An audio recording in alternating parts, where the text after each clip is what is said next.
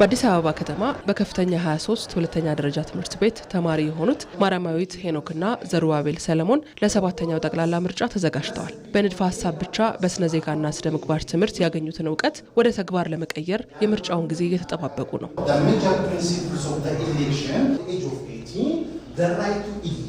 ተማሪ ማርያማዊት ሄኖክ ስለ ምርጫ ያላትን መረዳት እንዲህ ትገልጻለች።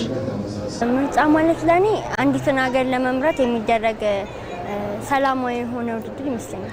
ማርያማዊት ከክፍል ክፍል ተሻግራ በእድሜም እያደገች 18 ዓመቷ ላይ እስክትደርስ ድረስ ሩቅ ይመስላት የነበረው ምርጫ ላይ ደረሰች። ዘንድሮ ለመጀመሪያ ጊዜ ራሷን ለመምረጥ ስታዘጋጅ ፍርሃትም ደስታም እንደፈጠረላት ትናገራለች። ከዚህ በፊት መርጫ አላቅም፣ እድሜ ያልደረሰም ነበር። አሁን 18 የሞላኝ እና ያው የመጀመሪያ እንደመሆኑ መጠን ትንሽ ያስፈራልም፣ ደስ የሚል ስሜትም አለ። የተማርነውን በተግባር ማምጣት የመጀመሪያ ጊዜ ነው።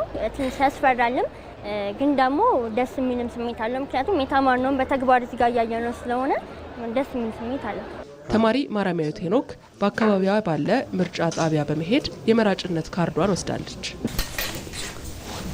አመሰግናለሁ። በተመሳሳይም ተማሪ ዘሩባቤል ሰለሞን በምርጫ ክልል 23 ምርጫ ጣቢያ 3 የምርጫ ካርዱን ወስዶ ሲወጣ አገኘ ነው። ምርጫን ጨምሮ ሌሎች ፖለቲካዊ ሁነቶች ላይ የወጣቶች ተሳትፎ ግድ የማይል ይመስለው እንደነበርም ይናገራል። ምርጫ እኔ የሚመስለኝ በጣም ትልቅ ሰዎች ብቻ እነሱ ብቻ የሚያደርጉ ነበር የሚመስለኝ። ይህ ስለ ፖለቲካዊ ነገሮችን ትልቅ ሰዎች ብቻ የሚያደርጉ ነበር የሚመስለኝ። አሁን ግን እኔም እድሜ ደርሶ በኢትዮጵያ በፖለቲካዊ ጉዳይ ላይ ብቁ ስለሆንኩ በጣም ነው ደስ ያለኝ። እንደ አንድ ወጣት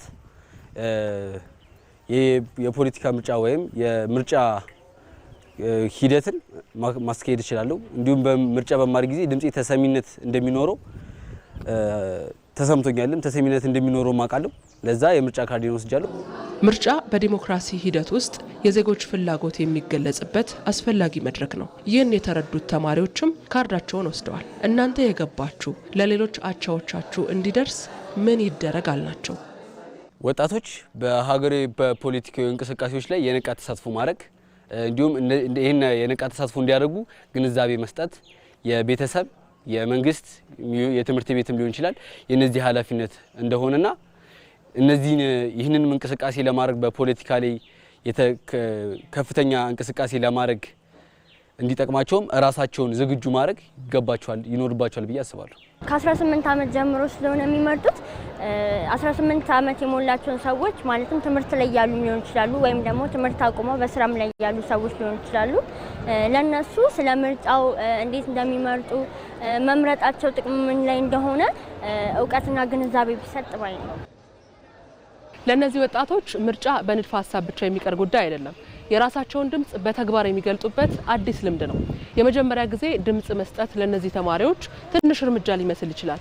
ነገር ግን ለሀገር ዲሞክራሲ ትልቅ ተስፋ ነው። የኢትዮጵያ ብሔራዊ ምርጫ ቦርድ ከየካቲት 28 ጀምሮ ለመጀመሪያ ጊዜ በዲጂታል መንገድ የመራጮች ምዝገባ እያካሄደ ይገኛል። በ17000 ምርጫ ጣቢያዎች ደግሞ በአካል የመራጮች ምዝገባ እያከናወነ ይገኛል። ቦርዱ ምርጫው ዲሞክራሲያዊ ሆኖ እንዲጠናቀቅ መጠነ ሰፊ ዝግጅትም አድርጓል።